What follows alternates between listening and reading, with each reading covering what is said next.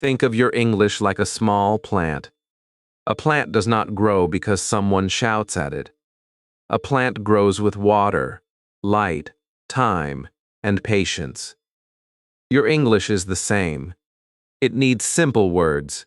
It needs clear meaning. It needs gentle practice. It needs your patience. Tonight, you gave it all of these things. You gave it listening. You gave it attention. You gave it calmness. You gave it time. That is enough for tonight. And when tomorrow comes, you do not need to do everything. Just take one small sentence with you. Maybe you will say, I drink water.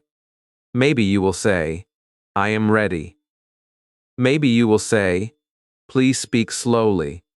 Maybe you will only think in English for a few seconds. That is still progress. Small progress is still progress. Quiet progress is still progress. Your English journey does not need to be perfect. It only needs to continue.